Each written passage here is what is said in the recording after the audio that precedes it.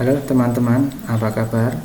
Semoga kalian dalam keadaan sehat, dan jika saat ini sedang sakit, semoga kalian segera sembuh dari penyakit. Kali ini saya akan berbagi pengalaman sembuh dari Bell palsy. Sebelumnya teman-teman bisa melihat video saya pada waktu saat menderita penyakit Bell palsy.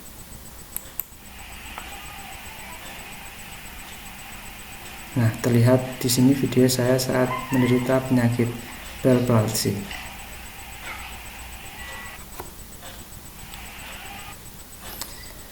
Nah, sebelum saya lanjutkan, silahkan teman-teman subscribe dan like ya, supaya video ini semakin berkembang dan semakin bermanfaat untuk teman-teman sekalian.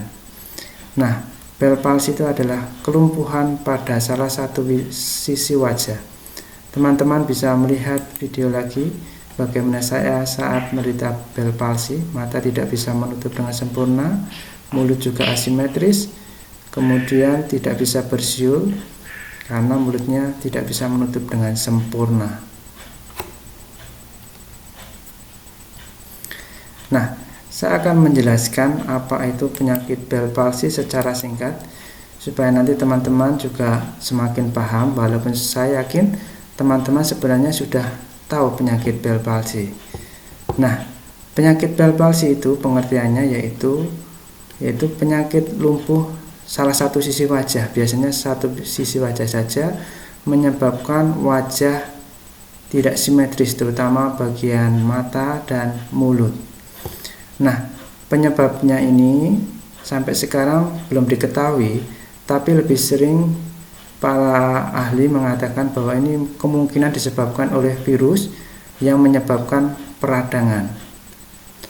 Nah, peradangan ini akan menyebabkan saraf kranial ketujuh atau disebut dengan facialis ini akan terjepit.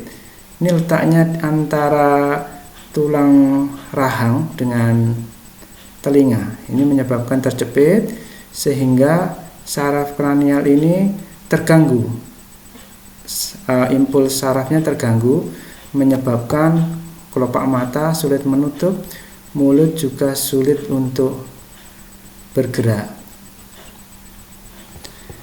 Nah, gejala-gejala dari Bell palsy sendiri yaitu pertama, mata berair karena tadi saraf kranial itu mengatur koordinasi mata, kemudian sulit menutup mata, kemudian mulut menjadi perot atau tidak simetris seperti video saya tadi, kemudian dahi juga tidak bisa mengerut, kemudian mulut tidak menutup sempurna. Nah, ini yang menyebabkan tidak bisa berkumur.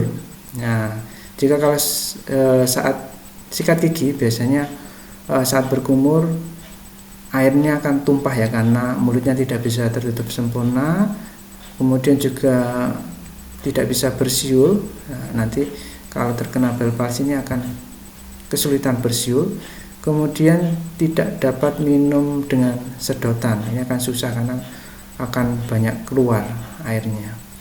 Kemudian terjadi rasa sakit di telinga bagian tengah. Ya, ini sakitnya ini berdenyut, jadi tidak sakit sekali tapi berdenyut, yaitu timbul kemudian hilang secara bergantian. Nah, untuk strategi pengobatan yaitu yang pertama sebenarnya adalah mengatasi peradangan itu.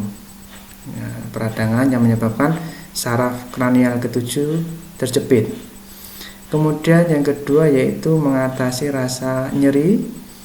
Yang ketiga yaitu mengatasi virus penyebabnya, kemudian juga melakukan perbaikan saraf biasanya dengan vitamin, kemudian juga melakukan beberapa fisioterapi. Nah, di sini ada fisioterapi, bisa melakukan senam wajah, kemudian terapi panas, ini biasanya menggunakan air panas atau sinar, kemudian akupresur. Akupresur itu pemijatan, jadi rutin untuk selalu dipijat agar saraf-sarafnya segera pulih kembali. Kemudian juga bisa melakukan akupuntur, ini opsional ya. Akupuntur juga bisa membantu mempercepat penyembuhan. Nah, obat-obatan untuk bel palsi yaitu yang pertama adalah anti radang.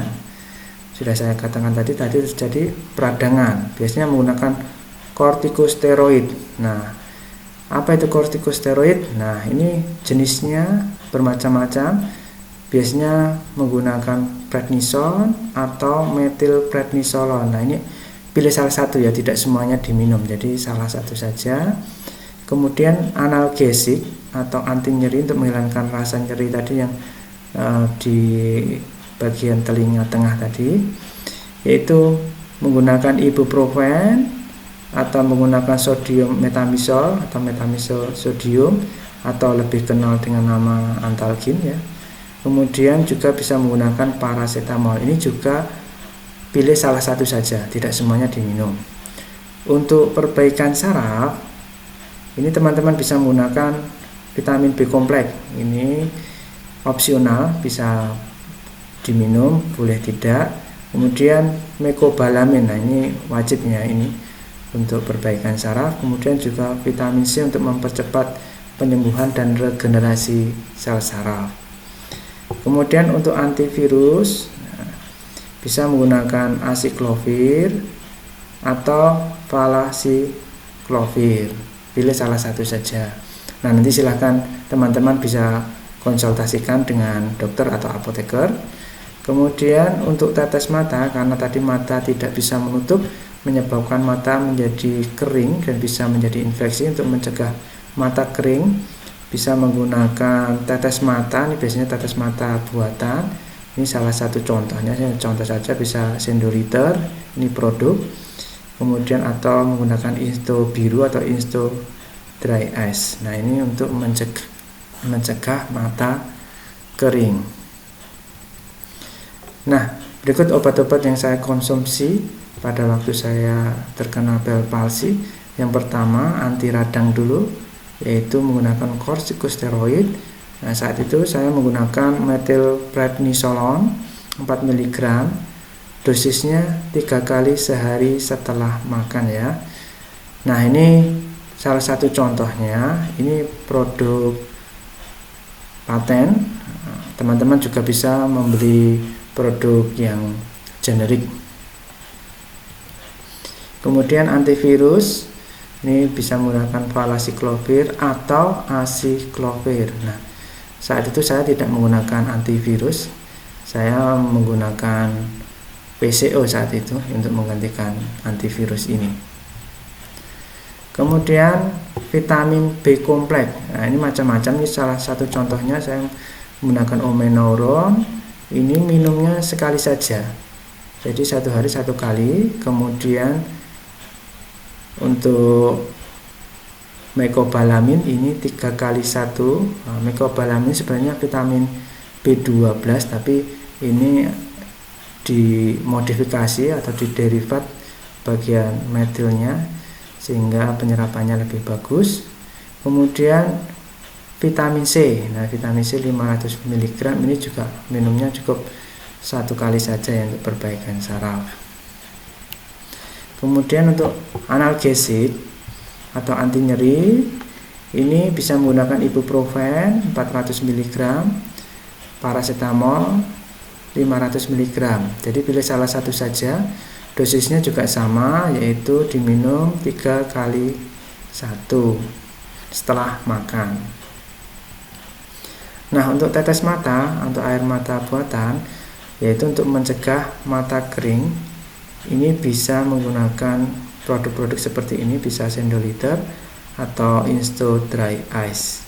Yang penting ini adalah tetes mata yang khusus untuk mata kering. Untuk fisioterapi, ini bisa menggunakan terapi panas, senam wajah, kemudian akupresur dan akupuntur. Nah, nanti ini akan saya bahas pada video saya berikutnya ya. Jadi nanti silahkan simak video saya yang berikutnya tentang fisioterapi untuk bel palsi ini.